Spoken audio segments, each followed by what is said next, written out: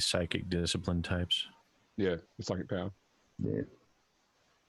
Friends, welcome to Warhammer 40K Rogue Trader Last Scion, episode 2. If this is your first time following this YouTube channel, check the description section, YouTube, for the skip introductions area. If you don't care about us and what we have to talk about and you just want to see the game, I mean, the very first action that's going to happen in the game is me going, James, I was chasing a guy with a heavy bolter and I want to kill him. You'll reach that point instantly. You're going to skip everything we want to talk about. You know, speaking of someone who I'm chasing with a heavy bolter wanting to kill, James, let's do your introduction first as the game master. Thank you. I am Grimdark James, the Grimdark Podcast. I actually did record an episode this week, and my producer got it back to me literally 10 minutes before this call. So haven't uploaded it yet, but if you're watching this on YouTube, it'll be on our iTunes page and on our webpage already. So after the show, give me an hour to get it uploaded, but I managed to get a show out this week, which is positive. Otherwise, it's been just a pretty regular week. I caught BattleTech this week. That was a lot of fun. That was the only show I actually caught live this week because I got pretty busy. And I have relocated my wireless access point from directly beneath me to about a meter that way, and it's increased my bandwidth by 10 times. So I don't know what the hell was wrong with underneath my computer desk, but I went from 5 megabits to 50 megabits a second. The old Faraday desk. I saw one of those. I didn't buy it. Faraday desk, huh? Yeah. Never even heard of these. They don't make them in my industry. Well, James, what is this episode of the Grimdark Podcast on? Well, it's pretty much a general episode because we figured lots of people are home at the moment looking for stuff to do. So I thought, hey, let's record a show. We didn't have any real big news to talk about, although that being said, some more stuff has come out just yesterday from Cubicle 7. But yeah, it was just myself and my co-host wax lyrical about 40K for an hour and a half, and hope people will listen to it pretty much. That's our show every week, or every time we do one. The last thing I'll say is I started watching Tales from the Loop last night on Amazon Prime. If anybody's seen the trailers or for that, it's a Free Lead Publishing, which did the Alien RPG, was more famous for doing the Tales from the Loop RPG. And there's now a TV series on Amazon. The first episode was pretty good. It looks like they're going to be single story episodes. This is kids on bikes encountering weird shit in the future 80s? Pretty much. Like anti-gravity, nuclear power. So Okay. the setup appears to be a small town in Wisconsin that has something underneath it called the Loop that the whole town works on, and the Loop is about exploiting space and time, and so weird things happen in the town because of the Loop. It's like if the Large Hadron Collider did something. Exactly right. Yeah. And each episode is a contained story in itself. So I don't know sorry if they totally for Large Hadron Collider fans out there. The LHC does do things, but it doesn't do evil, weird things. So it just is normal smashing atoms and maybe making a black hole things. That's totally usual and normal. We're definitely not building one near Texas. Probably. Yeah, I mean, I'm willing to make that sacrifice. Of what, Texas? Yeah. I don't think Texas agrees, but okay. Actually, could they build that in Mississippi? Really? I mean, live there twice. Nothing of value would be lost. I don't know. I don't think Texas or Mississippi are at the top of the list of states. I wouldn't mind not being states anymore. I mean, I was gonna, I thought California was obvious, but I'd like, Jesus. I mean, I'm talking. I currently live in Delaware, so this is gonna hurt me. But New York, I'm talking Jersey. tiny little states. I'm talking like Rhode Island. Who the fuck cares about Rhode Island? I'm gonna say New York or Jersey or. All the Rhode Island viewers about to show up in protest. Yeah, all half of them. I don't know that you can be half Rhode Islandese, but okay. Speaking of someone who's half Rhode Islandese, let's talk to Fondo the Mad. He doesn't know about the secret bloodline of his father. 12th generation Rhode Islander. I have no idea if that cricket sound actually went through. I heard it in my headphones, but I don't know if it went through. Guessing from the response, it didn't. Huh? Nope, you failed at that particular bit of audio wizardry. Sorry, Pondo. You're gonna have to up your game if you want to fight me. Yeah. I I can don't hear know it, what but I the think deal it was about that too quiet. was. Huh? It sounded really loud in my head, so no, it's fine. That's always how the noises and the voices go. It's I'll get it next week. Yeah, I am Pondo or Pondo the Mad. You can catch me on YouTube or Twitch/Pondo the Mad, or you can catch me on Thursday nights playing BattleTech, where fight mechs and whatnot, and then I heard we were fighting giant super panthers, but I guess. what do I know? And Sunday nights where I have my own campaigns, which is it's just a 5e Gestalt game. So you can catch me there on Sundays. Wait, you said a 5e Jesui? Just Gestalt. Get sweet. Gesundheit? Yes. That is I gotta ask a about it. question. I gotta ask a question too, AP. I did see that Rad posted on the Discord page saying that he didn't sign up for BattleTech to fight planes. How does he feel about giant cats? I don't know. The giant cats were for Pondo. I remember Pondo saying he wanted to fight giant super beasts. So I for mentioned like something 2 about- months, Connor and I have been like, okay, how do we draw a giant fucking super panther with cybernetics on it? Now I'm like, well, yeah, we're gonna fight this, and Pondo's like, I don't want to do that, and I'm like, what? That's 2 months down the drain. I mean, it's just Zoids essentially was what you named it. I mean, Just- but No. BattleTech's Zoids, they're not actual living animals, right? In Zoids, they're, you know, they're machines that look like animals. These are actual dire animals the size of mechs that have cybernetic enhancements on them to have like sharp claws and jetpacks and stuff. Please include But they don't have heavy armor or anything. They're just like 90% cat. a gorilla with a minigun. That's all I'm saying. Go gorilla, man. We've done That's a- that's listen, a- we've done that before. The Night City reference right there. I got that. Yeah. I know. We've done it before. We don't. BattleTech does have dinosaurs too. Bring that wolf back so it can last for more than 5 minutes in an episode. BattleTech does have dinosaurs. Listen, BattleTech also have bird aliens or some weird shit like that. Mhm. We don't You talk just need about an it. opponent so big that the mechs have to unite together to form a bigger mech to Nope. fight it. Never been done before. You know Never what? been, original concept right there, James. I've never seen it, never heard anything about it. Please tell me more. Let me ask you, James, what do you think my audience would do if I introduced such a plotline? What audience? Wow. That's Damn. damn. See, Pondo, that's how you do it. I mean after the fact. Oh, yeah, Yeah. exactly. See, Pondo, that's how you do it. You can't bring that weak sauce game up in here. You gotta bring God. that Grimdark James heat.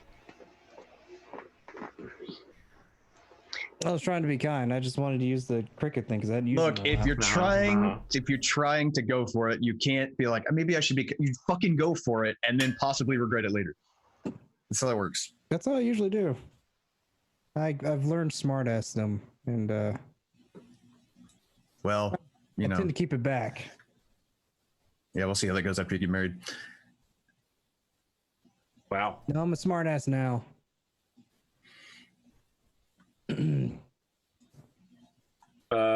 Yeah, no one's contesting that. Got anything else? No, I do not. You know, speaking of smartasses, I could really go to either of the other two guys, but I'm actually going right to left on the overlay, so we're going to go to Sid Alpha. Hello there. Yes. Hi, I am here. I am Sid Alpha. I do occasionally manage to get videos out on my YouTube channel, and that would be youtube.com/Sid Alpha. I actually managed to get a video out. I believe it was on Monday. Sorry, you said youtube.com/Sid Alpha?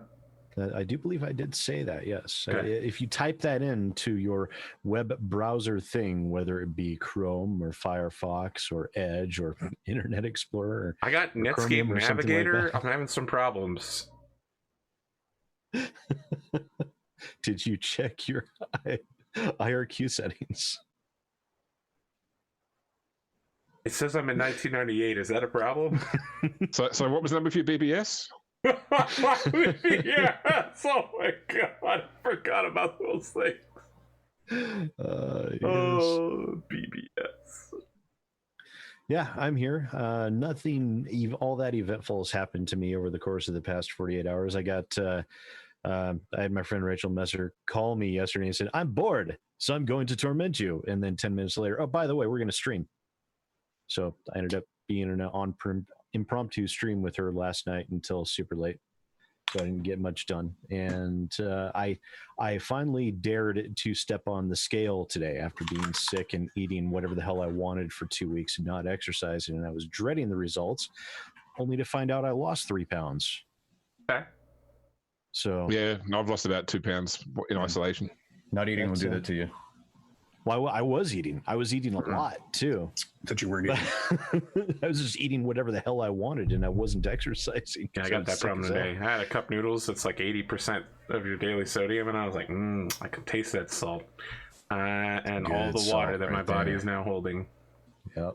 By the way, Sid, you know your name dropping when you say my friend, first name, surname. Yes. I am name dropping extremely.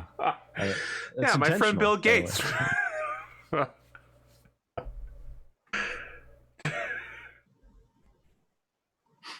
Just for anyone in the chat who happens to be new and doesn't know who the hell I'm talking about. You're talking That's about why I'm Rachel doing it. Messer, the voice actor for Enterprise from the Azure Lane anime? Yes. That She's will also the be voice of the one and main same. character from the something bastard magical instructor. Okay, listen, I really fumbled this one. Akashic Records of Bastard Magic, I believe. Yeah, is yeah. what See, you were going for damn, there. Sid, you got me there. All right. Bastard magic. Is Means that, like I've is that a new heard school? that anime's name about 500 times over the course of the past week, so it's beaten into my head. I haven't heard of that school of magic, but I'm interested. Bastard magic. It's the best kind of magic. It really is. Is that like hitting somebody with the back of the head with a chair in a bar fight, or like is it? Yep. No, I Absolutely. mean his special power is to make other people not use magic. So So it's a spell book, just nothing but counterspell. yeah, That's all. It's just his counterspell. only spell is counterspell. Only Basically, counterspell. yeah. People are like, "How do you fight?" And he's like, "I don't know. I punch people." in the face." There's somebody actually made on the D&D Beyond. There's actually a homebrew. It's called a Muscle Wizard, where like you just use magic to make yourself physically more powerful, so you can just run up and beat the shit out of. It's like barbarian. It's like a barbarian monk, but without the finesse. You're just beating the shit out of people. I'm like, I would play that. yeah, it's really funny. Did anyone see the trailers for the upcoming One Punch Man computer game? No. Oh, I you haven't. mean where whenever one punch, like literally the character One Punch Man always wins with one punch in the game? Well, you're literally playing other characters, and you're trying to survive the fight long enough for One Punch Man to turn up and defeat the enemy for you in one punch. Wow. Yes, I saw it. I thought about getting it. I think it's out now. I think that or got delayed. I don't know. I'm gonna have to look I this don't up. know. That sounds I hilarious. go back and forth on One Punch Man. It has It is some hilarious. really good moments and some really, really terrible moments. I mean, I tried watching it on Netflix, but Netflix's damn subtitles, you can't read them because they don't do any. They don't put in a proper stroke on the lettering. So whenever there's something white on the screen, it's just you see nothing there. It drives me insane. I mean, They you have could a get those dub. Crunchyroll subtitles where the subtitle staff adds little extra bits to the raw data of the stream, and so if you decode it, you can see their comments on the subtitles. And sometimes they're just like, "Wow, fuck this guy." I'm gonna have to take a look at that. Oh, it's so good. This guy's an asshole. Got anything else, Sid? Let's see. No. All Yeah, right. that's pretty much it. It's been 44 hours since we last saw each other, or really 43 and a half hours. Yeah, we So did end a not little a whole early. lot not a whole lot has gone on. Well, speaking of someone who it's been, I'll figure out what 24 plus 43 and a half is in a second. 67 and a half hours? There's some numbers. Numbers are 67 involved. and a half, Yeah. yes. Well, 67 and a half hours. Atomic Warsmith, Atomic Spoon, Warpsmith Atomic. 67 and a half is also my jersey number. What, Quidditch? No, it wasn't even that. It was always 13 when I played soccer. It was always 13 because I found it funny. Other people would do it. They're like, "It's bad luck." I was like, "You're fucking stupid." It's 13 and whatever. I've been playing Mountain Blade. I've been playing so much Mountain Blade. I've gotten really good at just leading a mass amount of cavalry into the enemy and just watching them run before me. I find it tough to gather enough cavalry, more than like 10 or 12. So I mean, I find out one of the easier ways to do it is I do what I always do in Mount & Blade, which is where I ignore the story and I just become a mercenary for a little while.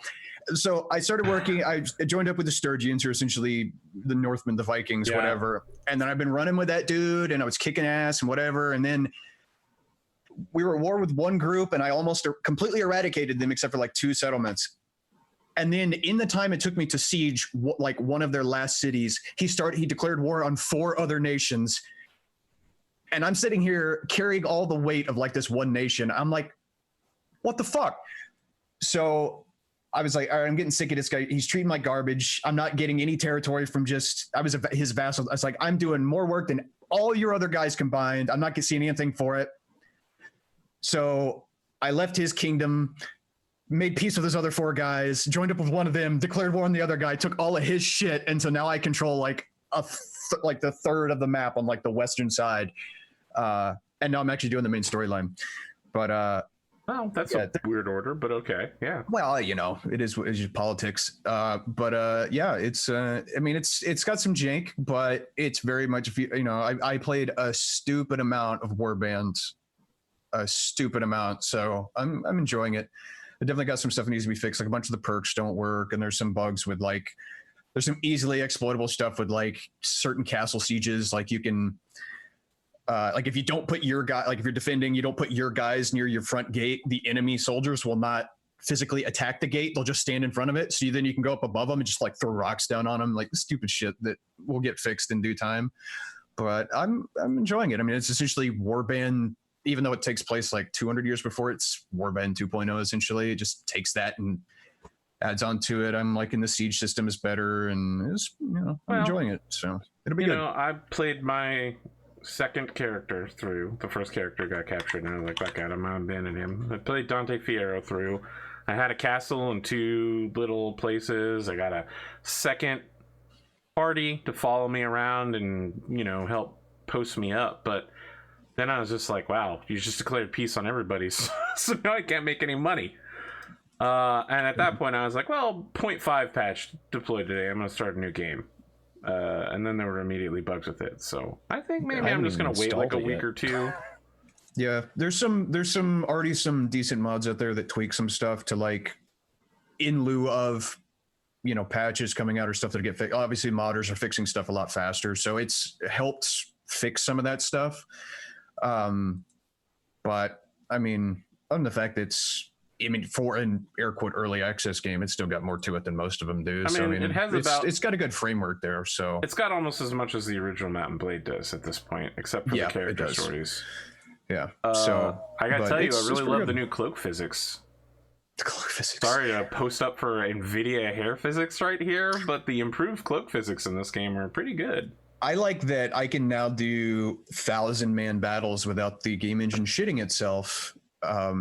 So that's really fun, though. Yeah, no, but they're dumb as fuck. The enemy is all. Oh yeah, no. The AI is literally like, we're gonna form a archery wall. The both AIs are gonna form an archery wall, and your player character just waits until both sides are done shooting, and now you can fight in melee. Well, so I've had almost an opposite experience where they're actually using their cavalry intelligently. Like they'll pull them off to the side, or they'll flank around behind. That's what I'm having happen. So I have to send my cavalry to engage them. Also, my favorite thing I've done, somebody went through and there's a program called Voice Attack that lets you use phrases that then execute hotkeys. Yep. So all of my tactics, I can be like, horsemen on me, and it orders the cavalry to follow me, or, archers advance, wherever. And when I say archers and then advance, and then it gives me the thing. So I can do all of my tactical commands without sitting there hitting F1, F3, F2, F whatever. I can just say those phrases and do it. And it's so good. I love it. It's made my large scale combat so much better. I'll post a screenshot later. There was a bug. I think they fixed it to where under certain conditions, it would spawn 2 giant armies inside of a single keep together. So you could have like 800 men in like a single ballroom, And the problem is they're packed in there so tight that unless you Can't have a bunch of swing. guys Yeah. without because I had mostly Sturgian troops, they all have javelins. So it wasn't a problem because the guys in the back could sit there and just wing stuff and we would win those. But if you had like all guys who are using like mostly pole arms or whatever, they wouldn't be able to swing. And people are like, I got to reload. And I'm like back here just like, oh, we're just hucking javelins like crazy stuff. But it's got some jank, but I've only restarted once and I'm enjoying it. It'll be one of those things. I'll play it for a while and then, just like any, like a Elder Scrolls game or something, you play, through it or you play most of it, you wait, let the stuff get fixed. And by fix, I mean, let the modders fix it and add more stuff. And then you come back and play it later with 1 million mods installed. So, I mean, one beef is hideout missions right now where they're hideout missions are you have as fuck. 6 men, you're expected to fight 50, and I'm like, well, fuck, I'm leadership build, this is not gonna work for me. Yeah. I think my traits right now are I think my biggest trait is I'm at -2. It's like I'm considered cruel and merciless. It's like, yeah, it's like we've been massacred. We've been going full on Genghis Khan over here. Like, what did you? Yes. I managed to keep an army. So when you form an army, you have to spend your influence to keep the army cohesive. I managed to keep an army together for like an in-game 1.5 years because I was winning so many battles that I was getting more influence winning than I was spending keeping the army together. So I just had like 8 lords in one just giant murder fest, just traveling around the map, massacring everything. But I'm enjoying it. It's good. It's been about a year. It's been about 2 years since I've really played a good, like gone through a big warband campaign. Because usually what I've been doing is whenever I play it recently, I've been playing Napoleonic Wars with friends of mine because it's always funny having 100 dudes that are all players doing, like Waterloo type stuff. It's just amusing, but yeah. So yeah, this big experience in chat. Yeah, the snowballing drill. Once you get to a certain level up, you just start steamrolling stuff and they just can't.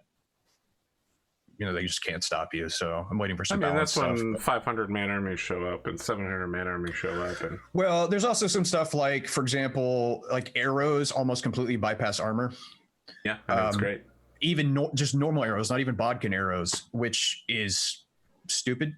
So people have been fixing some of that because you can either go full cavalry and just smash everything, which is okay, true enough. You get enough heavy cavalry, you're pretty hard to stop.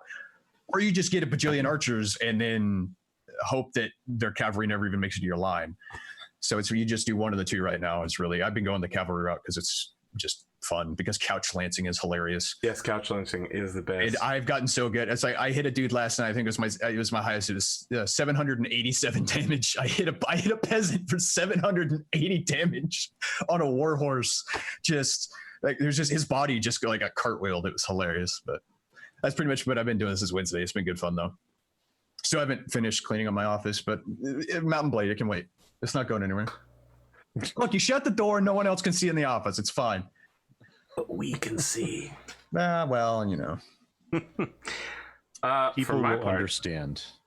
Yeah.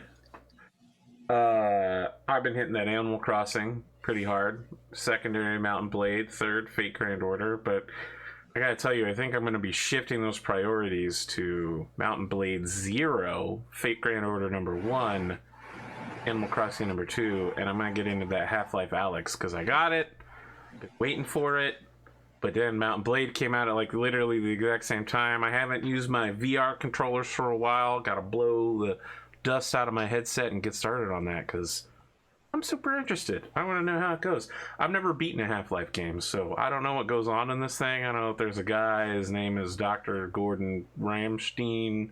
Gordon Ramsay. He's got a crowbar. He fights head aliens. That would be a real turn. Jill Lindemann was the lead character. What was like Dr. Gordon Freeman was. Freeman. Yeah, that sounds right. The lead singer from Rammstein, for those who don't know. That would just make that game a lot more interesting. I've seen some people play through Alyx. I mean, it definitely looks like a lot of fun. So, but I don't know that it's that long. I think people were saying it's only about 10 hours. It's not super long, but it uses definitely some of this stuff. Like once you get the hang of it, like the reloading's pretty good. There's another one of the VR games where it's kind of like that too. It's essentially Counter-Strike. 100% not recording or streaming this at all because I don't want people to know how bad I am at handling firearms. I'd like people to assume that I'm good at handling firearms. For all those people that are like, hey, Even- what's Arthur's address again? I'm a weird stalker. Even people that I know that I've watched play it that I know are good with firearms, there's still some jank to it. So it's not a 1-to-1 translation by any means. But it looks interesting. It reminded me that I had been looking at getting a Vive because I was originally gonna get one, had an opportunity to get one, but then that was before the newer one came out with like the higher def screens or whatever. And I kind of want one, especially just for flight sims like DCS and stuff. Okay. But I just like, it's still just like $700 for the high def for like the higher res screens. I'm just like, eh. Didn't the Steam VR gear actually outspec the Vive? I don't know. I haven't looked at the Steam VR stuff. I don't know what the compatibility is either. Yeah, it's the Valve Index. Yeah, I know one of the biggest things, at least with the newer Vive set, is it either works with a lot of stuff designed for other VR stuff or whatever. Like you can use it in place of a bunch of other stuff too. I don't know if that's a universal thing or not. I haven't looked into it, but I started playing Final Fantasy VII Remake this week. Mine, a copy hasn't arrived yet, but I got my PlayStation 4 over there and my controller's ready, so... Is that game out already? Yeah, So it had a shipping street intermittently. It had a street date of the 10th of April, and apparently Sony or Square Enix were shipping copies early to people because of obviously everyone's stuck at home, and so EB Games in Australia, which is the GameStop equivalent, they're owned by GameStop. They basically said, "Oh well, the publisher broke the street date, so we're just going to sell it to everybody." So I haven't been to any in Australia games, man, since like 2004. Yeah, they used to be big in America, but now They used to be really big in shopping malls. Was where you'd always find the EB games. right across from the Hot Topic. I've been playing a bit too much. When I lived in Athens, I was just across from a Hot Topic and next to a Spencer's. It was always a weird thing. We got like a nice little Animal Crossing community going. Yeah, I know. Right now, I really want to find someone to smuggle my oranges to. So you can't sell your own fruit on your own island. You have to find someone who doesn't have that fruit to sell your own fruit on. Which So, you need to do is I make a gotta- narco sub, but for oranges. I mean, it's for whatever your own fruit is. It's smuggling. And I need to smuggle mine out because I've got like several inventory loads worth. Not great being an orange smuggler. I don't want to be in that life, you know. I don't want people to associate me with orange smuggling, but that's how I make my money. Yeah, Some I people got are woke fish up because, barons. Some people make money off of mining. Me, I drive oranges to other countries. I know it's a sounds like bold lovely stance. life. The closest thing to that experience I played was like Harvest Moon, and it's not exactly close at all. I don't know anything about Harvest Moon. Yeah, it's a series about where you're a farmer trying to find love, not die alone. Stardew Valley. Yes, this is what Stardew Valley was based off of. Okay. Trying to find love and not die alone. I feel like that might be called the human condition. Yes. Oh boy. Okay. We got anything else we need to cover before we get started? Definitely shooting some fleeing assailant. No demons. Okay. No, Not no. yet. Well, I've got a little intro to do though first. So Damn it, James! I wanted to be the one to say something like, James, don't do your intro. I want to tell you, I'm chasing this guy down. I want to shoot him with my heavy boulder. I got 2 loads of ammunition left. What's happening? yeah, I mean, I could take that as read, but all right. So we cut to a black screen with the words "last time" on Rogue Trader, the Last Scion, and then we get a montage scene of a rogue trader standing aboard a ship, surrounded by dead bodies. A Sister Famulus arriving at a noble house to meet with the group. Garth Valance, the Astropath, reporting to Pierre Cowles, the rogue trader, that his mother has died. We get an exterior shot of the Just Persecution as it approaches Port Wanda.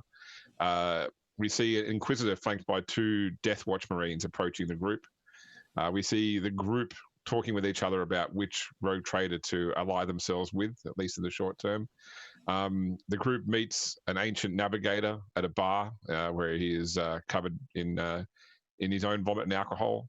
And finally, a battle in the halls of Port Wanda between the group and a number of hired goons, where the camera is flared out by the flash from the report of the heavy bolter. Then finally, another black screen with a flashing green cursor, which types out on the screen, "Thought for the day, a moment of laxity spawns a lifetime of heresy." And then we flash back to Nero running through the halls of Port Wanda, his heavy bolter up after 2 fleeing thugs.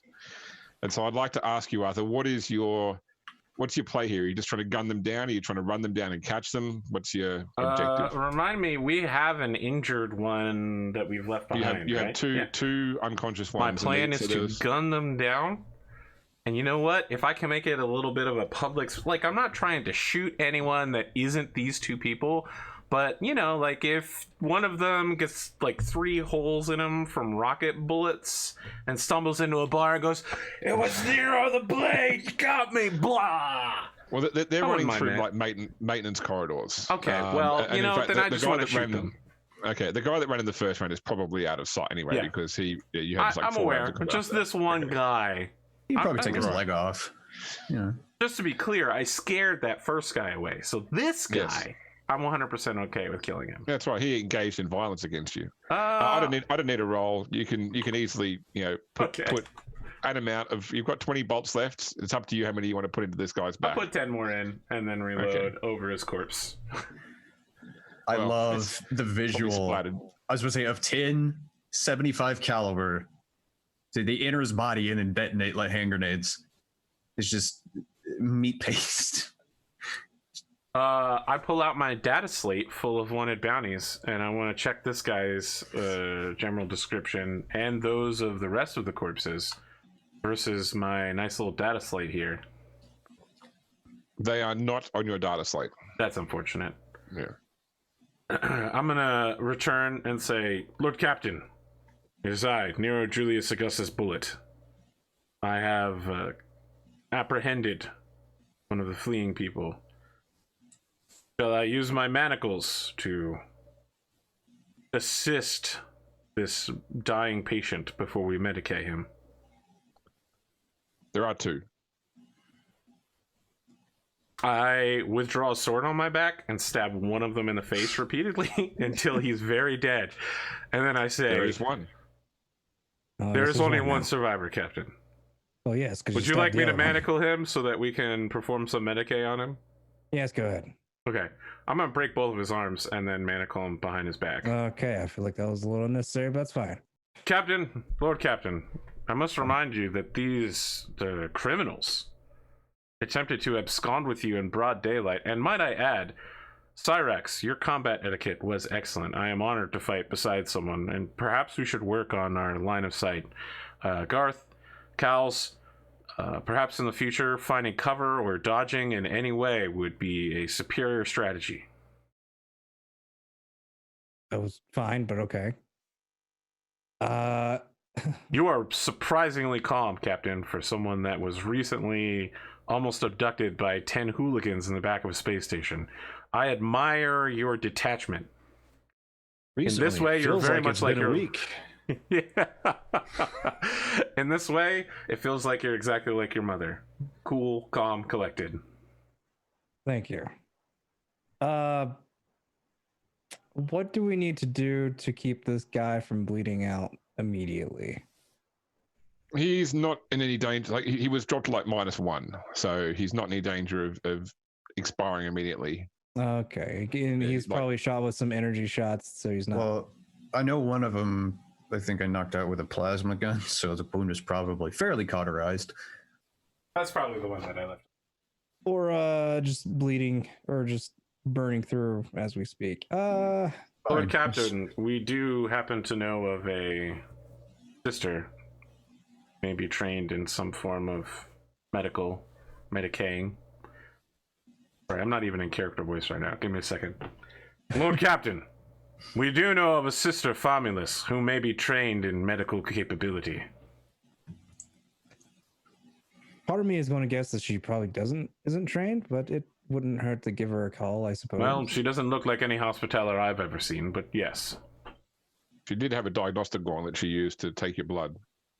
Yeah, well, that's true. She could have had that just to take my blood anyway. What's the alternative? Let Garth work on him? So Cyrax is going to take a second. He's going to make a dendrite. He's going to pull out his data slate, and he's going to write acquire Medicaid Mechadendrite, and then he's going to put it back away.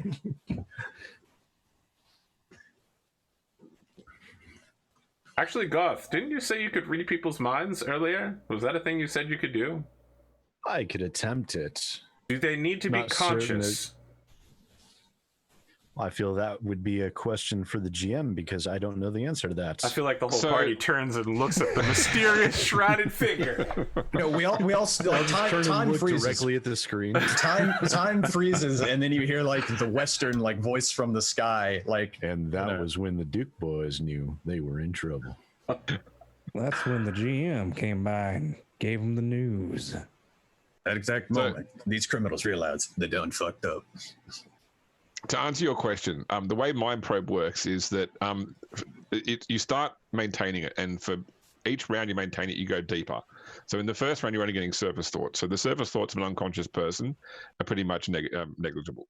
But if you maintain it going, then you will dig down into further parts of their subconscious. And in fact, if they're unconscious when you do it, it does also mean that they have a harder time resisting.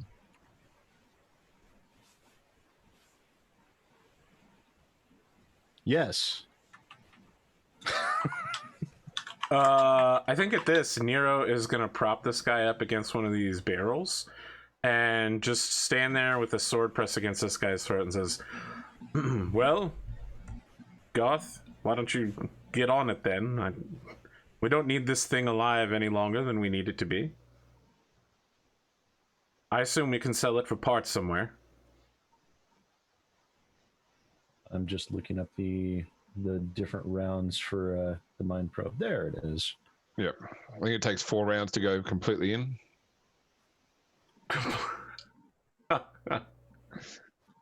Takes a while. Yep. There's a lot of probe there. 5 rounds. 5 rounds to complete, sorry. God for it, some people could do it in 4.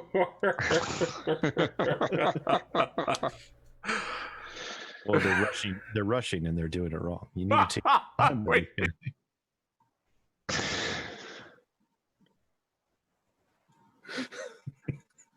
May we proceed? Okay, so when you use a psychic power, first off, you choose whether you are doing it fettered, unfettered, or push. So you have a base psi rating of 2, which is what your psi rating is considered if you're doing it unfettered. If you do it fettered, then you would divide it by 2, so it becomes 1. If you push, you can add between 1 and 3 extra psi rating. In this particular case, the main benefit of having a higher push or like higher psi rating affects the range of Mind Probe. Given you're right next to him, you could actually do it fettered, in which case there's no chance of psychic phenomena occurring. I like no chance of no psychic phenomena occurring. Yes. Okay, so normally the chance of psychic phenomena is when you make the focus power test, if you roll doubles, that's when you would get a psychic phenomena. All right, so you're making a willpower roll. You add +5 per level of psi rating you're currently at. So if you're doing it fettered, that you're psi rating 1, so it's a willpower +5 roll, and it's opposed by his willpower. Given that he's unconscious, I'm going to give you an additional +20. So it's willpower +25. Can I make him more unconscious?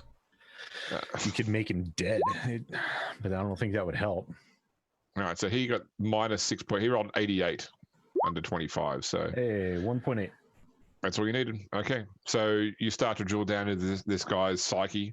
Obviously, pushing through the first part of it, there is nothing of interest there in his subconscious mind. But So what information be able to get his name, his mood, his insanity level, and the state of his physical health. Well, his physical health is he's unconscious. He has 2 broken arms, and plasma burns. And plasma burns. That's right. I sense that he has 2 broken arms and plasma burns. And his name is... His name is Rack, R-A-C-K. He is basically a voidsman, so just general ship's crew raiding sort of thing. He's been incarcerated here on Port Wanda in the stockades for some period of time, has gotten out of the stockades and has pretty much just gotten into petty crime along with his friends here. Digging deep, they were approached about an hour ago by a woman. The sort of description you pull from his mind is not someone you've met. She would be probably in her late 30s, dark-haired, wearing a navy blue, not when I say navy blue, the color navy blue, not navy marked, greatcoat with sort of some sort of animal skulls upon the shoulders, like rather than tassels or rather than epaulets. Probably the most distinctive thing that he noticed about this woman is that she wore a very distinctive lace choker around her neck. He didn't see that she was wearing any particular armor. She gave them a description of Pierre, told them to look for him in the port, and she basically gave them money to kill Pierre. Not a huge sum of money, sort of the equivalent of $100 in. But these guys are thugs, so they went for anything. She also led them to believe that Pierre was quite an easy mark, that he would not be well armed, armored, or protected. And in fact, these guys really posed, based upon their skill set and their weaponry, they really posed no serious threat to the group. I feel like they could have posed a very serious threat to Pierre if he was alone, but yeah. That is true. I was about to say, he's not that dangerous. Yeah. It's everyone else around him that's super dangerous. He'll get there. I can be dangerous. You did take one wound. You are hurt. I think I got like a flesh wound. Yeah, that's right. You were a scratch. You were lightly stabbed. Lightly stabbed, as opposed to only one damage went over, I think. That is correct. All right, I'm going to push deeper. So at the end of the day, you can pretty much get right in. You can learn anything you want to know about this particular guy. So is there anything? I've sort of given you the plot relevant details. Is there anything else you would like to know about him, sort of brute forcing through his mind? Bank account number. PIN and passwords. 5762. Come on, you think this guy has a bank account? He's pretty much carrying everything he owns. I don't know. Is there any information anyone would want me to fish out of his head? Speaking of, what weapons did this guy have? Yeah, I'm gonna say we should probably loot all the bodies. This is something D&D parties don't normally do. I was gonna ask. I'm fishing around for loose cash, any plot relevant details, and of course all their weapons to put in a bag, just like a big sack. What's happening is while you guys are having this, just far back in the background, you just see Cyrax going through, just throwing shit, just looking, picks up like, oh, it's shotgun. This is now mine. I mean, you got to remember that the rogue trader has, pretty much a bank line that allows him to pay for things with planets. So, but pretty much listen, James, that's great for the rogue trader, but that's only one of us. The rest of us work for a living. Here's the thing, though. Let's say if I could get a brand new shiny shotgun, I killed this man. This is mine. This is a trophy. Yeah, that's a good point. I'm claiming all the bodies that I killed, which are going to be a lot. So there are 4 las guns, 2 pump action shotguns, and 2 stub automatics. Oh, I'm like, along with a collection of knives and truncheons. I'd like one of those shotguns. I'll trade you a las for it. I'm just saying there were 2 shotguns. Just no. All right. It's like we're trading a lunch. Yeah, I mean, if any of them had a backpack or a large sack of some kind, I'm stuffing everything in there to just hold to the scene of Cyrax. Shame. I mean, they have probably like a bric-a-brac of personal possessions as well, including things throwing like their wallets in here, spare cash, important documents. Probably a couple of $100 thrones worth of hard currency. I mean, throw it all in the bag. Yeah. What do we do with the dead bodies? Like, I feel like that's something I would know about. So are we on a... We're on a space station. We're on Port Wanda. But are we on a... so it's just completely enclosed, James? Or is it open Yeah, that's on only right. one side? Yeah. So you basically just walk. So the whole thing is because the station has been expanded over time. There's no order to how it's laid out. So you've got to cross through like maintenance areas to get between habitation areas. Mhm. So you're just going through like a maintenance corridor, pretty much like an open space. Okay. Additional Pile them up and just burn them. Additional things I was wanting to know from this dude's brain was how she contacted them, where they met, and if she provided them with any contact information for once the job was done. Okay, so she paid them up front so that they received the money, and they got the impression that she was dangerous to the point that they weren't just going to take her money and not do the job. Yeah, that they felt that would come back on them. They don't know who she was, but they did get that impression from her that she was dangerous and that she was definitely well spoken. Like she wasn't scum. She was someone from an educated background. She did show them a picture of Pierre, and the picture that she showed them, based upon the angle of the picture you pull from his mind, was clearly taken by the Cyber Eagle that was watching you before. She met them. They basically hung out in like a dive bar, and she went there looking for gang toughs to hire, and pretty much hired them there. I'd like to say that this picture, the upper right quadrant, has Nero pointing the heavy boulder directly at the camera. That's the moment it was taken. It's like those Google Earth pictures where there's just like a cat looking directly into the camera. And so she didn't leave them with any way to contact her or meet up with her later at any point. No, as far as she's concerned, she gave them the job, and the job was, the job would be done. That was all that was required. They either succeed or they die trying. Okay. Would like to want to bet. How much you want to bet it was our melon? So whoever Did you say that out loud? No. Damn it. Whoever this woman is, she seemed to be looking for you specifically. That eagle creature took your picture. Very nice, lovely shot down. You need to clean the barrel of your gun, by the way. Oh, so like I raise it and I point it to where it's at, and I'm just like, why does it look like it needs cleaning? She kind of turned. Don't do that. Is that where you'd like it? You asked for my resume earlier, and I like gesture to all the people here, and I'm like, are you done with this?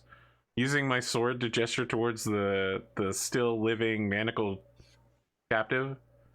Unless there's any further details. I stab him in the neck as soon as you say unless. I'm just like, bam. Pile the bodies together and burn them to get them out of the way. Well, I guess not now. I unmanacle him. In the background, you just see the other bodies have already been piled, and my utility mechanism joint has like a little propane torch on the end of it, and I've already set them on fire. Yeah.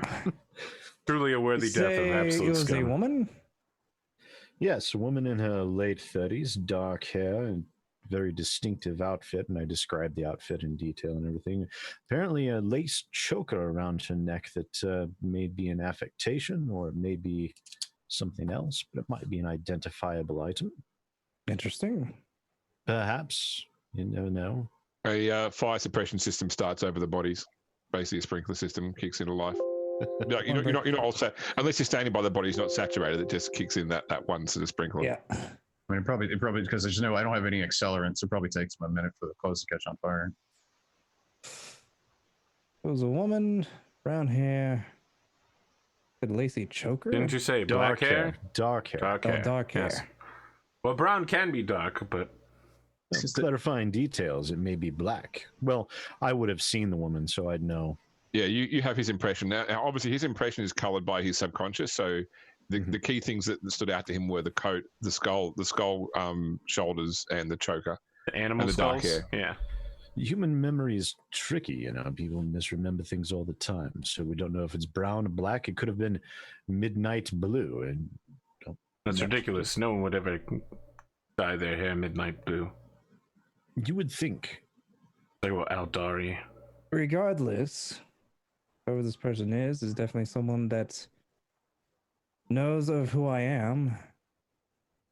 And definitely wishes ill of you. slight suspicion that it could be a competitive rogue trader that might not want me back into business. It is a long list.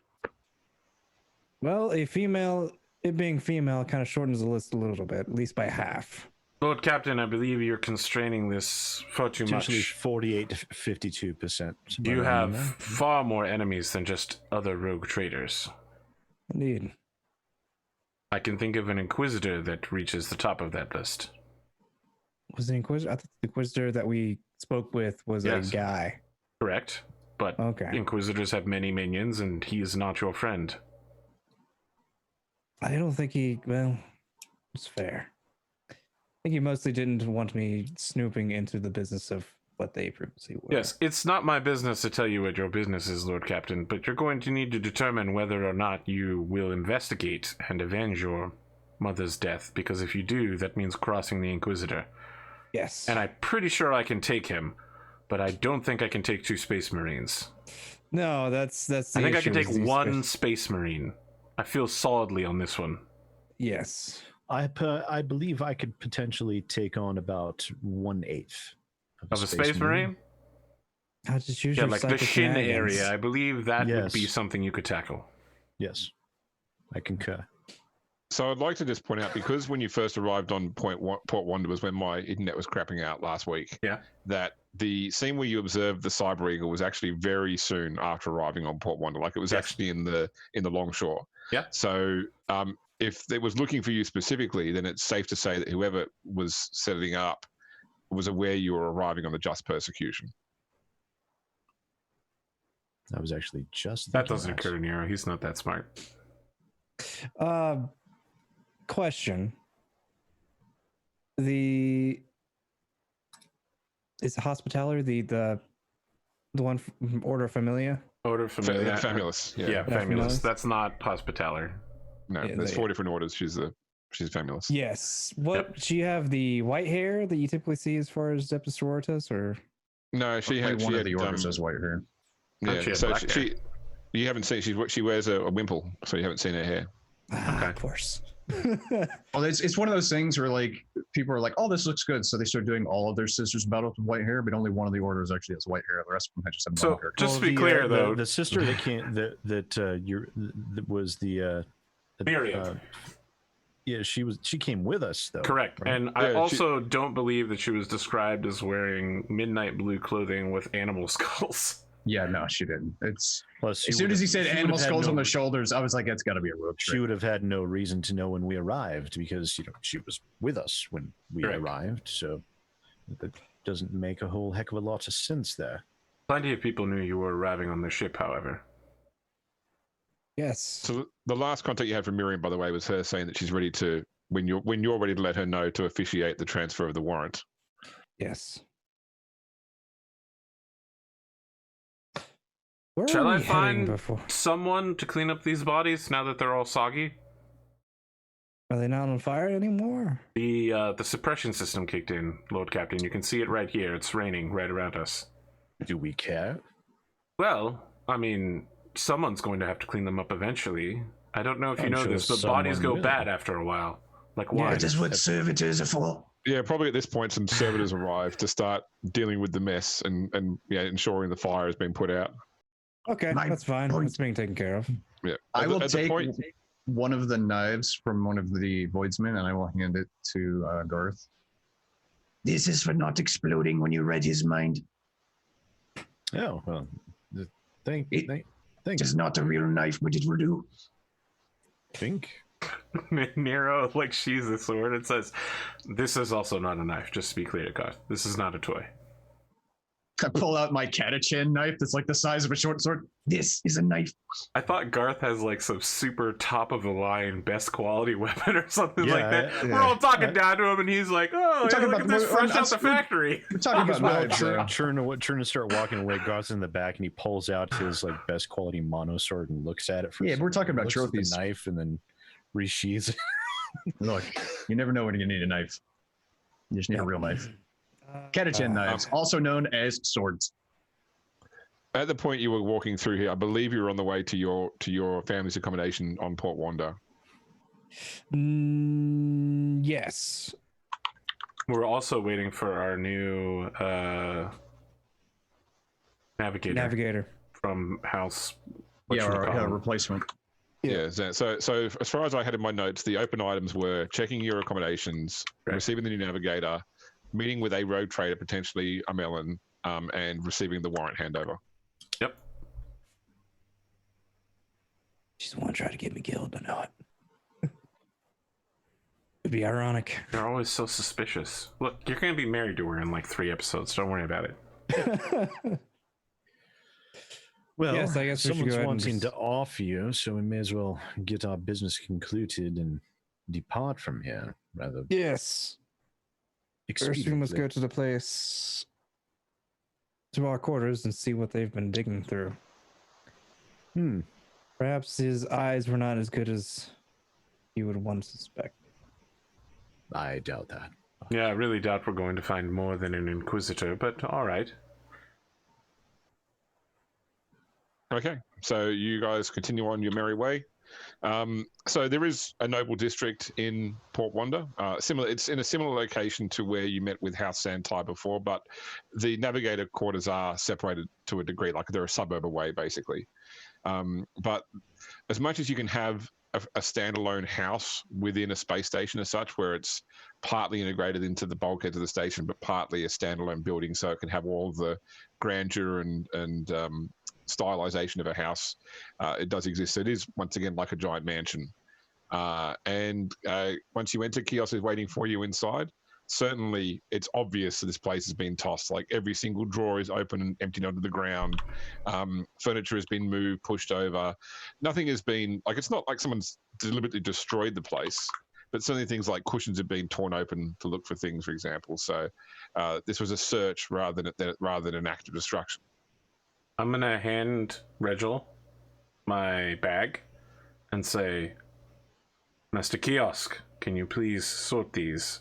They will need to be cleaned and prepared for transport with the Lord Captain.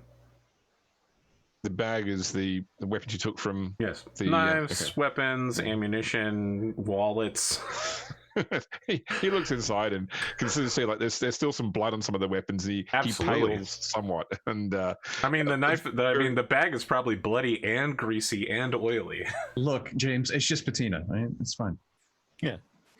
Very good, sir. I'll get on this straight away. And he saunters off when he's hunchbacked away. Where's the wine? There are several bottles of wine on the ground where they've been pulled out of the wine cabinet. I'll start looking down and for a label of something decent. You know, there are some very expensive wines here. Excellent. I just pick one up off the ground, kind of dust it a bit. That'll do nicely. Was there any sort of secret, like, compartment areas that I would know of? I don't think this is something that if your mother did it, she never discussed it with you. You don't have like sort of like a family arrangement of where we'd store things like this in the house. That'd be more of a personal. Like she might have something for herself, but not something that's arranged for. Go look here if ever I'm killed. Gotcha. Yeah. If you want to, you guys can. There is a search skill, I believe. You could roll to search the place if you wanted. Yeah. I will give you a +10 on this. Only because everything that can be searched has already been laid bare before you. Fair enough. I can help search whilst I'm drinking a bottle. Well, I was going to ask if I could do an aspect scan to try and find any empty spaces behind the walls and such. Like, not structural, but like, if you had a safe hidden behind, I don't know, a picture, like that kind of shit.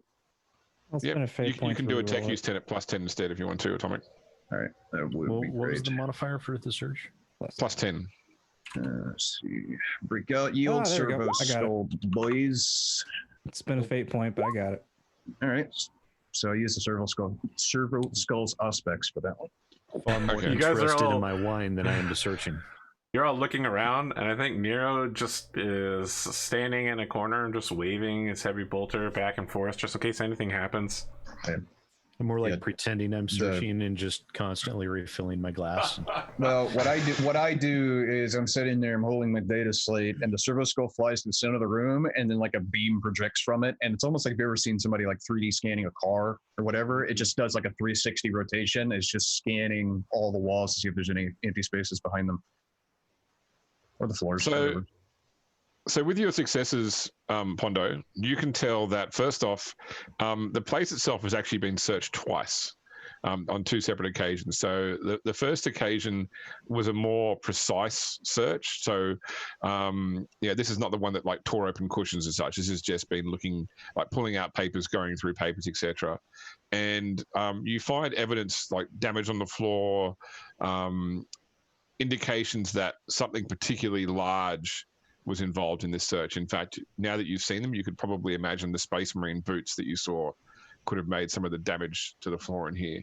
The second search, which happened after the first, has been the one where they've sort of furiously gone through and torn things open and just, like in a hurry, done a rapid search to try and find anything of particular note. In terms of anything that you might consider a clue, there's nothing really here. Everything that you would expect to find is pretty much in house. There's nothing you can see has clearly been removed, and nothing you can see is clearly out of place. The only evidence here really is that these searches took place. With your scan, Atomic, you do identify that there is so in the main bedroom, above so it's got like a big 4-poster oak bed. But above the main bed head, there is an empty space behind like a portrait of the Hand of Calixis. Okay.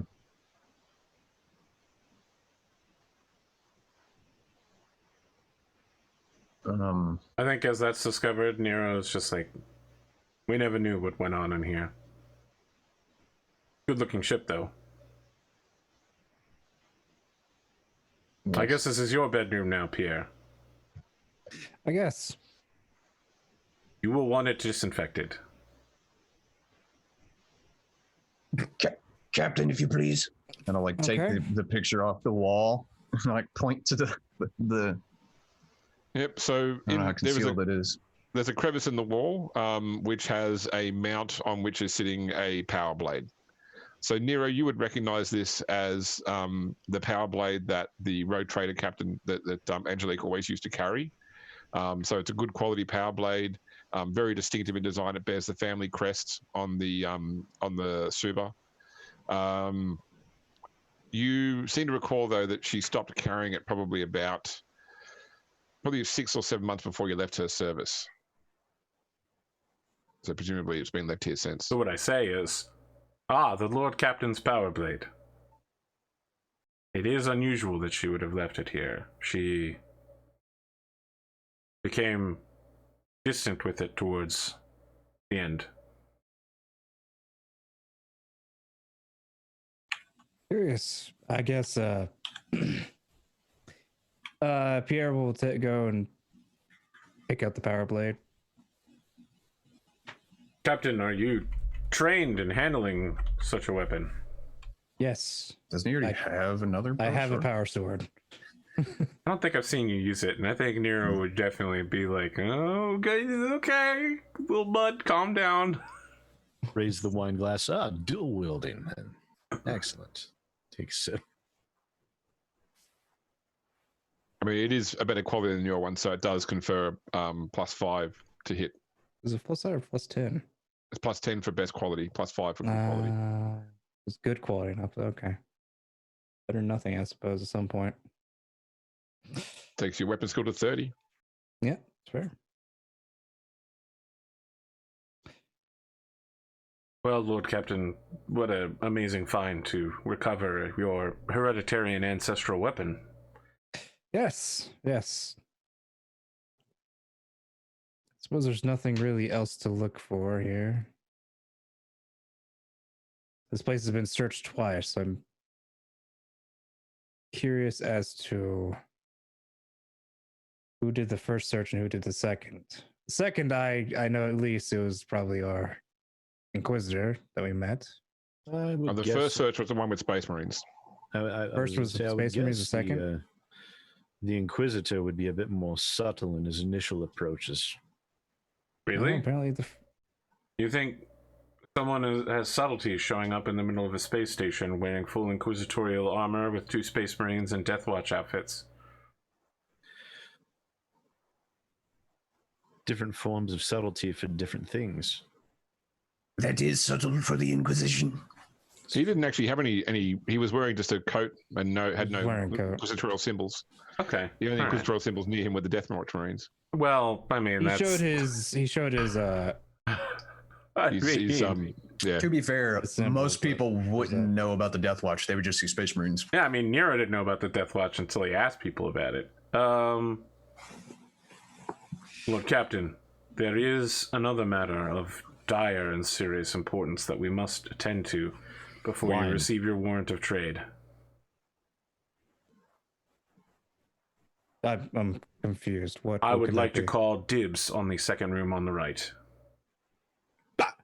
Bastard. Oh, It's I located don't just care. close enough to the bathroom that it is easy to get to at night, but far enough away that you can't hear what's going on in there. that okay. I honestly don't care. Excellent. Thank you, Lord Captain. I He just goes in there and he like leaves a pack of like his spare clothing and maybe like a clip of ammunition. He's like, "It's mine now. Don't touch it." So Kios sword is back in again, without the bag at this point in time. My lord, have you finished your search? Shall I begin having the place cleaned and Yes. sorted? Yes. Very good. He also make sure you clean this main bedroom twice. Complete sweep. Yes, yes. Atomic Of course, destruction. sir. Sanitized, please.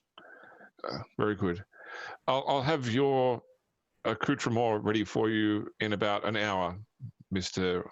Nero's first name, sorry. What's his name again? Julius Augustus Bullet. So yeah, Mr. Bullet. it's just Master Bullet, Nero, sorry. Regil. Master Kiosk. You do not need to have those ready to return to me. Simply have them placed in trunks and transited wherever we go. Very good. The Lord I've Captain located- may require them as spare weaponry. I've located an armorer who can see to their maintenance before they're returned. Fantastic. Yeah, he starts sort of like looking at where to start with this mess, scratching his head. Are there any servitors to aid you, Regil? I'll go acquire some, sir. Take Really your easy. time. We may not even come back. I suggest starting with the public areas first and then move your way outward from that. The bedrooms. Start with the bedrooms first. Right, like he acknowledges every single suggestion with a yes sir, but he's clearly trying to get out of the room.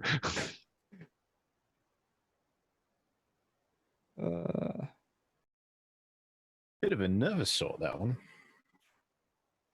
You'd be nervous too if you have a man wielding a heavy bolter in the same room as you. I think Nero is busy loading the belt feed into his heavy bolter, true. and he's just like, "This is a perfectly safe weapon." This here's my safety. That's not. That is not Nero. He's never going to say that.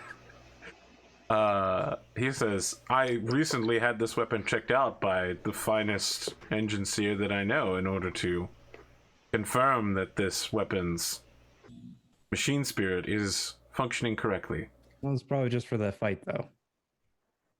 That's probably fine. I mean, it was working super well in that last fight, but don't worry about it.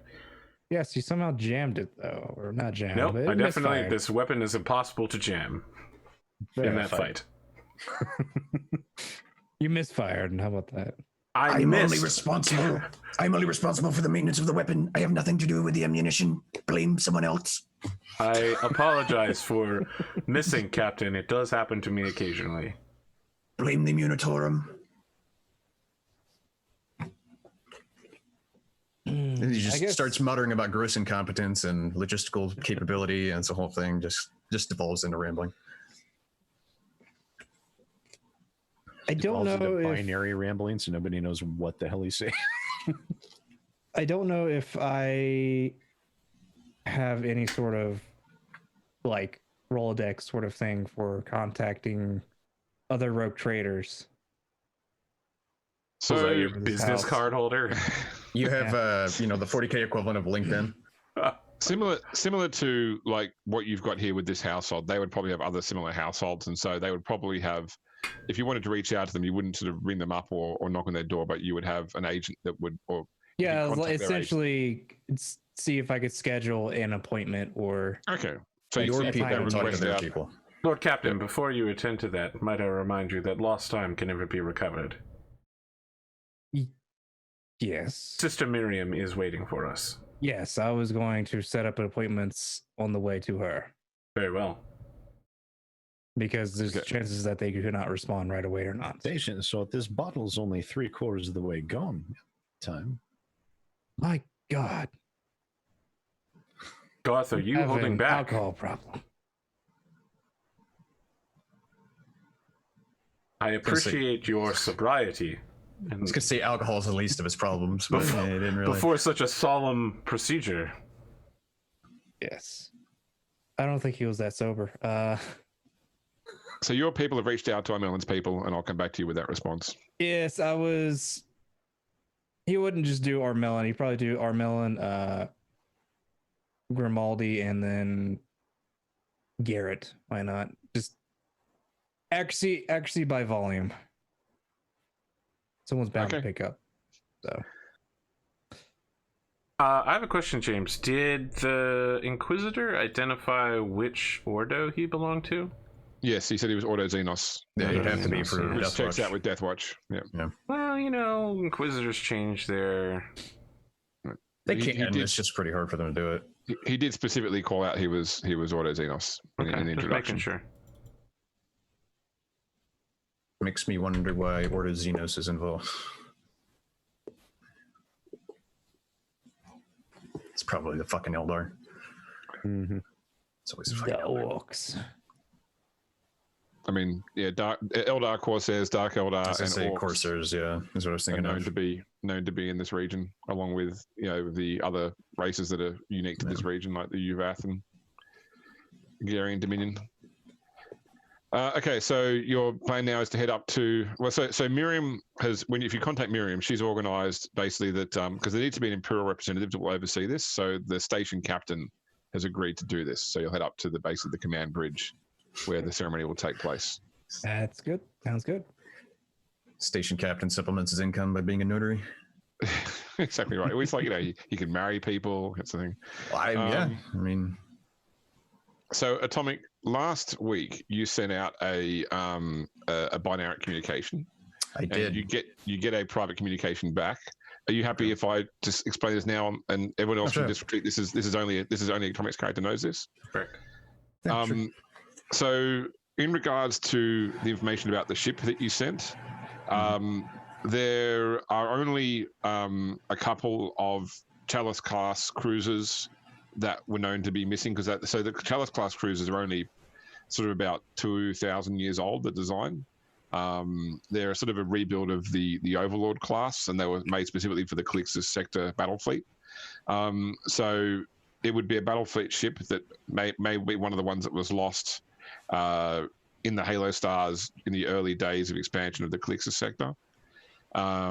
Whatever it is, it would contain valuable technology. So they've basically given you a reference communication to an explorator fleet operating within the Expanse called Fleet KX557V, which is basically the key sort of exploration fleet for the Expanse right now. They do most of their work beyond Footfall. If you do find information about archaeotech or this ship does actually exist, they'd like you to pass it along to that particular exploration fleet if you can make contact with them. Over. Yeah, no, I'll just send back like an affirmative pulse or acknowledge pulse or whatever, and then One. Yep. Yeah, pretty much. All right. So you head up to the command tower overlooks all of Port Wander. It's the highest point in Port Wander from a lateral perspective, and it's a circular dome at the top. So you can sort of when you get up there into the bridge operations, you get this whole round view of Port Wanda, and you know it is an impressive sight from up here. You don't get a sense of the scale from within a ship, but on foot being able to see the entire station, you know, it is truly a massive structure. Sister Miriam is waiting there for you, along with a man probably in his late 50s, wearing a naval commander's uniform. Certainly, he looks. There's a sort of sense of discomfort about him. So he has graying hair. He's clean shaven, although you can already see because you're in the sort of equivalent of the afternoon. So he's the sort of person that already has a 5 o'clock shadow by 3 o'clock.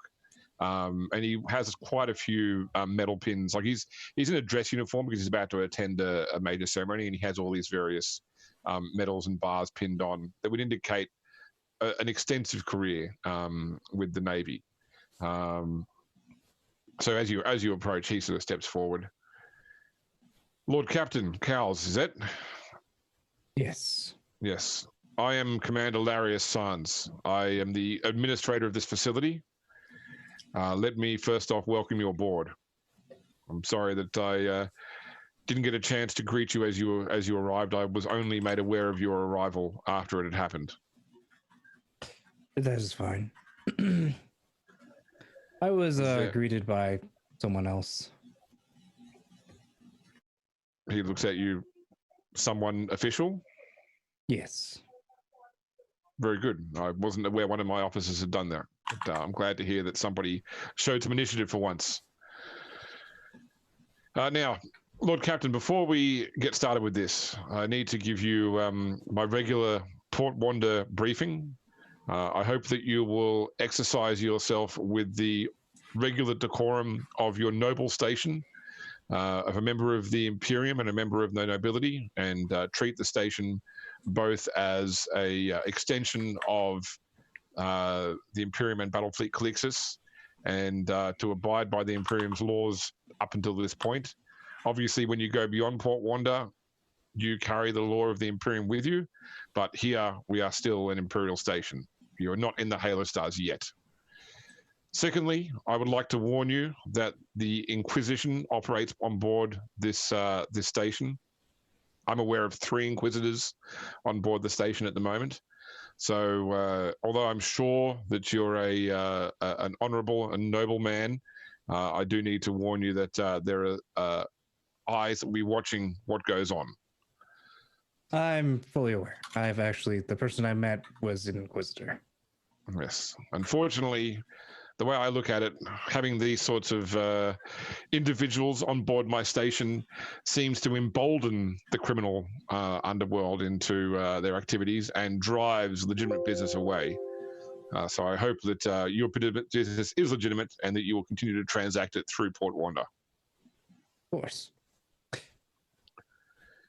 Now, I believe we have a ceremony to get onto, so please step this way into my strategium and we'll cover this off. Of course. So you enter like a large briefing hall, which has been decorated with, you know, images of Port Wanda as it was being constructed, of portraits of previous administrators. You can see that Sanz has been the administrator here for probably about 25 years, based upon like the dates underneath the individual portraits. In the middle of the room, they set up like a pedestal, and on the pedestal is a hololithic display of your family's warrant, which is retained on Terra. So it's open to the page, which has been signed by the former Lord Commander, Reboot Guilliman, and effectively a transcription of the signature page has been recreated and is sitting on a desk in front of the pedestal. And you can see that on this recreation page, there are several signatures underneath the first one. You know, subsequent rogue traders have been recorded here, agreeing to the terms of the warrant that was set forth back in the time after the Horus Heresy. So what follows is pretty much a legal montage of Miriam guiding you through the various aspects of the warrant. Everything is above board. You know, she places a lot of reverence on a lot of the things that are said. Like there's a religious significance to this piece of paper as well as an administrative one. And you sort of asked to note things many times, and each time you note something, Sans comes over and notes on behalf of the High Lords of Terror, until finally she passes you the reproduction page. I understand that you keep a copy of this on your ship. You should put this, or you should replace the existing reproduction with this one. I'll make sure that the document on Terra is appropriately updated. Very well. With this, you are officially the warrant holder of the Cowles dynasty and an agent of the God Emperor on Terra. Now, Lord Captain Cowles, I wanted to tell you that I will be joining you for the foreseeable future on your ship. There are some things I need to see to on behalf of the Ordo Famulus. Of course, you've mentioned that before. Yes. It's I will need to remain with you until such time that you produce a viable heir. That is the duty of the Famulus, to ensure that these households are continued. Nero's just nodding, like, yep. Very well. So please inform me when you'll be leaving the station, and I'll make sure that Peck has my things ready. Sister Miriam, Yes. might I speak with you privately before we leave? Of course. Is there anything else, Lord Captain, that you require from me before I speak with your crewmen? No, you may proceed. Very well. She steps aside and probably into the next room, like into like a sort of side room with Nero. Yep, Nero steps in as well. Yep. Sister Miriam, what exactly do you envision your position on board to be? I will not hold a position other than a representative of the Ministorum. I am not required by my orders to engage in any part of the ship's operational running. This is simply my interest here is simply one of genetics. I see. I have several further questions along this line. Yes. Do you want to cover now, or? Yes. Yes. I'm gathering my thoughts. I suspect that, like his mother, Lord Captain Pierre Cowles may be into some really weird shit. My understanding is that the Ordo Famulus turns a blind eye to such depravity. I simply wish to confirm that you will not be passing along any such information. That's not my role. The Ordo Famulus has worked with the Cowles dynasty for centuries. In fact, we arranged all four of the former rogue traders' legitimate children through selective breeding programs to ensure key imperial stock. Pierre is an example of is the outcome of such a program. We simply need to ensure that program continues. As a observer with a casual interest, is there anyone that has caught your eye? For Pierre Cowles, the Lord Captain. So I've sent his most recent genetic data back to my order for assessment. They should then come back with a number of potential candidates for connection. I understand. Yes. Your position in the Order of Famulus involves training in economic, intergalactic commerce, that sort of thing? Yes. I want you to understand that I am not giving you an order. I am asking you to complete these tasks as a favor to our Lord Captain. The funding for the Falchion-class cruiser, the Gilded Throne, fell through 4 weeks ago. Yes, I was there when the conversation took place. Correct. The Lord Captain has not asked for it yet, but he should be given a report as to where that funding went. I am aware that the Lord Captain is the one who removed that money, But where and for what purpose, you should be informed. That should be relatively easy. I will. I'll need to get the permission. If you can maybe seek the Lord Captain's permission for me to examine his household finances, I should be able to get an answer for you quite shortly. Very well. My second task is one of preparation of some sort of primer on intergalactic trade for the Lord Captain. He will need funding to continue his line. So I could put together that sort of primer? Yes. Mostly asking the game master to have something ready to tutorialize for the captain. No worries. But yep. I'm using you as the juxtaposition to do such a thing. Very well. I'll consult with the game master. And the name of your assistant is not Peck. I understand he has a name, but I go through assistants relatively regularly. And what would it take for the crew of the Hand of Calixis to acquire Peck? Once his service contract is done, that will depend. So right now he doesn't serve me. He serves the Order of the Shining Eye. So that means that it's up to them what his assignment is once we've completed our dealings. I have no idea what any of that means. You're saying that we cannot acquire him. So that's her order of the Ordo Famulus. So that's like the church that she serves, or the correct, branch but Nero has no serves. idea what that is. Okay, nice. Okay, so so he is part of our program as well. So which means that he has been bred from key stock to produce a viable, strong line, and he's being educated by the Ordo Famulus through his service. So once he's no longer required for me, he will presumably be transferred to some other aspect of the service for continued education, or potentially sent to a scholar. But if you feel that he would serve better aboard your ship, I will need to consult with... No, if he has a strong future ahead of him, I would not wish to ruin that. I simply wish to rescue him from a life of carrying a coffin. Okay, well, it's character building. He just turns and leaves. Okay.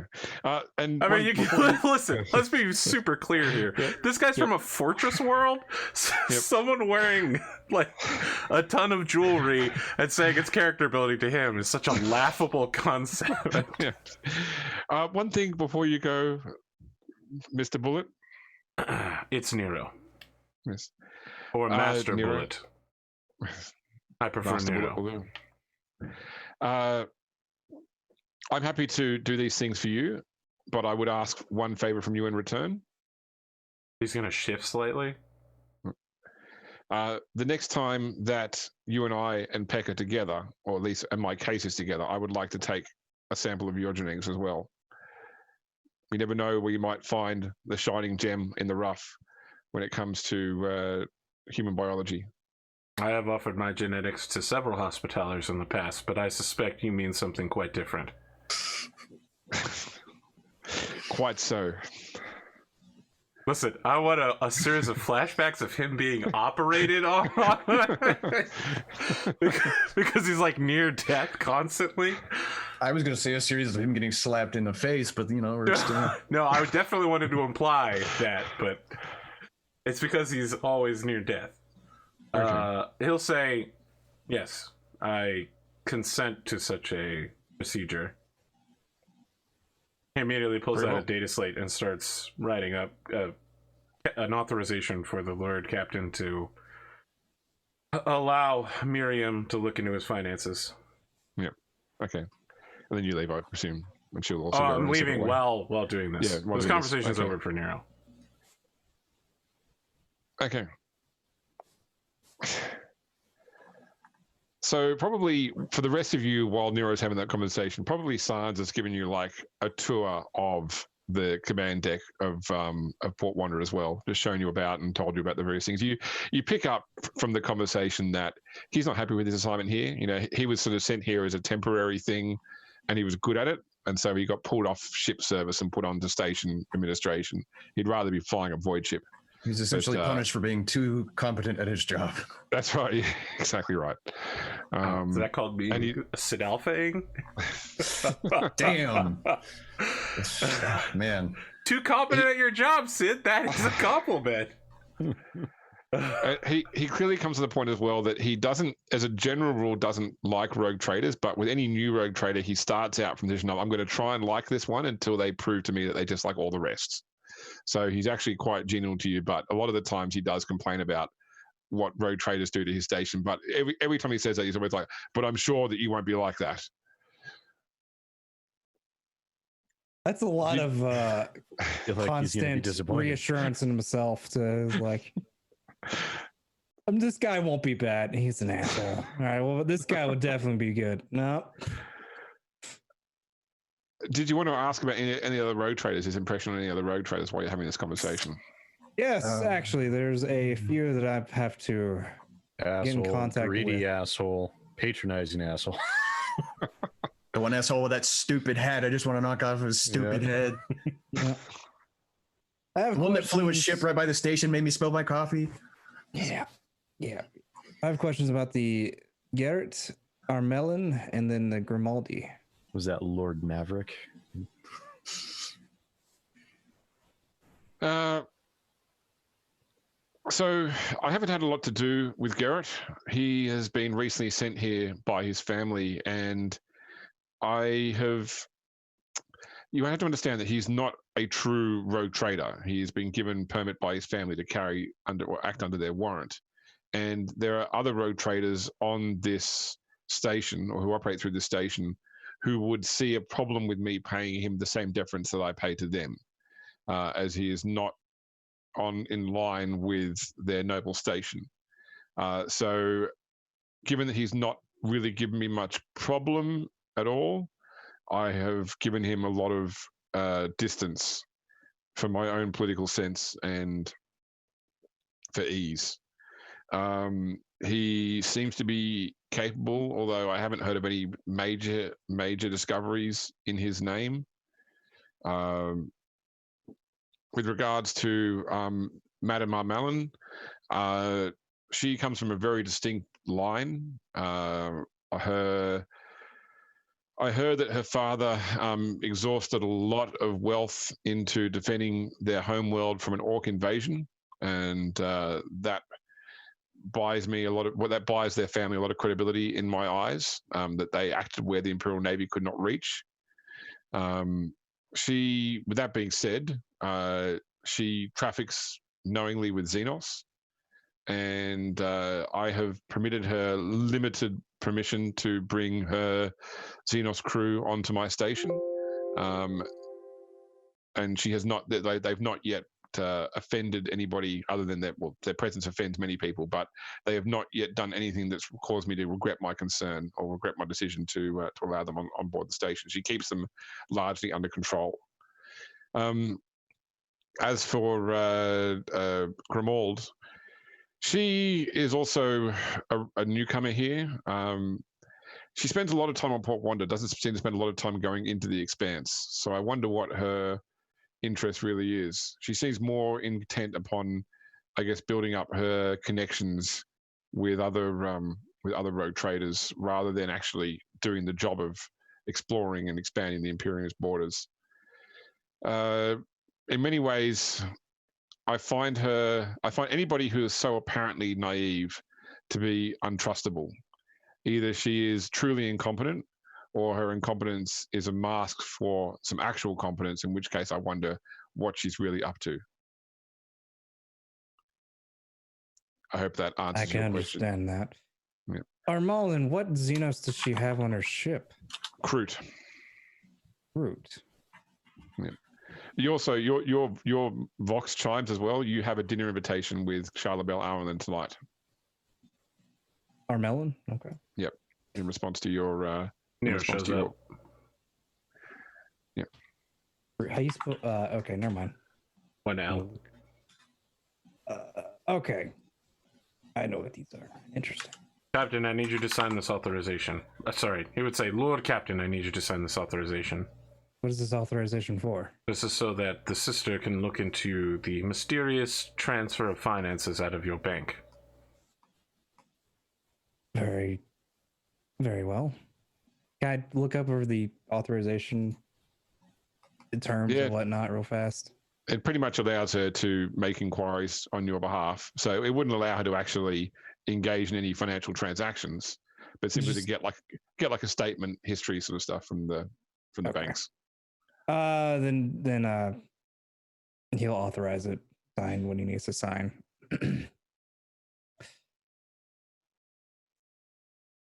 Commander Sans. Yes. I've been on Port Wander several times and found it to be excellent. I am impressed by your service. Might I inquire, as I am assembling a list of threats to the Lord Captain, specifically which Inquisitors are on board this station? Certainly. So there are 2 from the Ordo Xenos, Cassius Schrain and Anessa Pendergast. And so Cassius Schrain, and the letter Res, and then 1 from the Ordo Hereticus, which is Anessa Pendergast. Nesta Pendergast. Is that a female? Yes. Don't Is suppose you would she- have her likeness available anywhere, would you? I was going to say that we went in 2 different directions. Nero goes, is she attractive in the classical sense? So Garth is like, maybe this is the Inquisitor that caused the whole scene. And Nero's going, maybe Cowles can get married to this girl. If you you can get Sans to give a description of Pendergast, and she is known for a distinctive choker. What was her name again? Anessa Pendergast. Yeah. Nissa Pendergast. Interesting. Commander Sans, is Yes. it usual for Pendergast in particular, or the Inquisitors in general, to use peasant voidmen scraping by on money to attack other rogue traders on this station? Or is this something of a more unusual situation? How much do you know about the Inquisition, I sir? learned about the Inquisition 12 hours ago. The Inquisition itself, along with its various orders, also has political factions within its walls. From what I've heard, one of those factions believes that strength is only achieved through adversity, that people can only reach their pinnacle of greatness through challenge. I believe that Pendergast prescribes to this particular way of thinking. More than once I've been aware of her challenging people only to see how well they overcome that challenge without meaning for the challenge to actually cause real harm. I mean, look, I want to be clear here. He never says it out loud, but Nero is obviously thinking, man, I'd like to show some challenge to that Inquisitor. See if you could survive my challenge. I see. I do not wish to make more trouble for you, Commander Sans, but the protection of the Lord Captain is my only responsibility. So I must ask, is there any recourse, any just recourse for such unusual misbehaviors on this station? So I would say that in any dispute between a rogue trader and a member of the Inquisition, that this station's administration will not be getting involved in any way, shape, or form. Excellent. It's probably wise.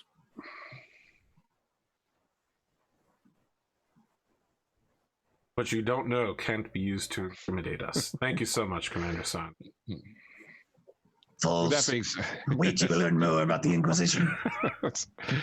with that being said, the last thing I want is more inquisitorial presence on my ship, on my station.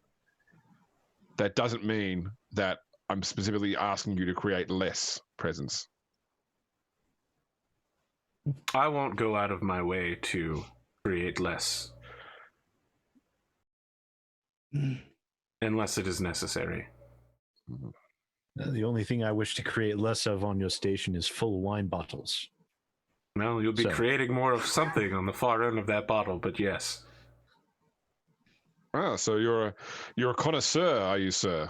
He's just an alcoholic. I was about to say, I think the whole party's just like, yeah, fuck Garth. just everybody is just simultaneously Alcoholism. He does have good taste, but he just can't stop tasting. garnered zip points to get the talent hatred liver. He is. He's just an alcoholic with high standards. Can't be helped. I was raised that way. Commander Sands, one final note. This is not meant to be ominous in any way. Where might I find Anissa Pendergast?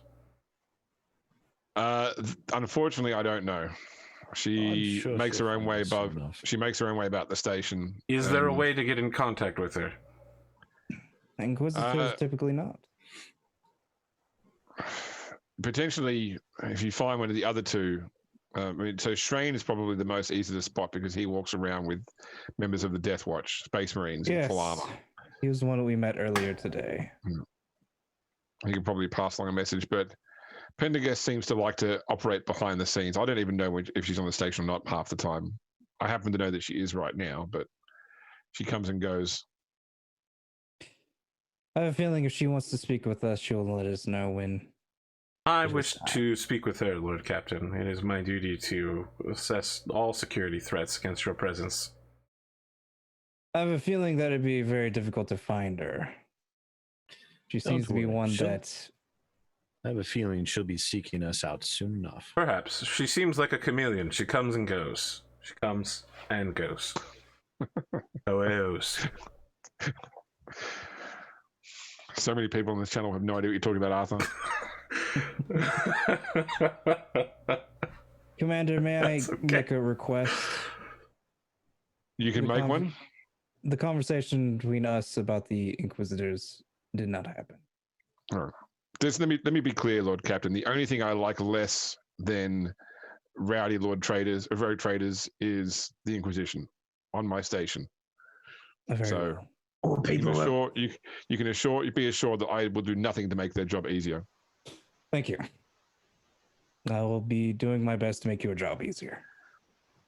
What a bold yet controversial stance, Commander. Keep me brilliant, yet so bold.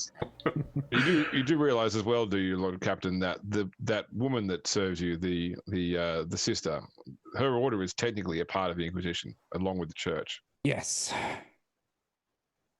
This is news to Nero, who's immediately like, Lord Captain, I must take this data slate back to Sister Miriam immediately, if you'll excuse me. Of course. Nero's just like, oh shit, goddamn sisters are part of the Inquisition, son of a bitch. His world was shattered there. Yeah. I trust this person. I know, he doesn't trust her, right? But he thought he had her in a box. Like, this is all, he's like Death Watch, Inquisitors, these are just people that you can shoot and their body parts will fall off. You have her in a box and she has you in an even bigger box? All right, I think it's probably a good time to take a break. Yeah. Indeed. It's exactly time to take a break. Friends, we'll be back for the second half in about 8 minutes. Chat! Pick your favorite character on the show so far. It can even be an NPC. Mine is the Cyber Eagle. I mean, that thing has been putting in some very serious work. Can you imagine the kind of hard hours you have to see as a Cyber Eagle of an Inquisitor? Yeah. We'll find out. Going to be. I figured we were going to choose Peck. His name is Eagle has seen Oswald. some shit. His name is Oswald. Why am I the only one that knows this? It's Peck. No, it's Peck. no. You're one of them, aren't you? You work for the Inquisition, don't you? It's a conspiracy, man. It is. If I did, I obviously would not be able to tell you as such.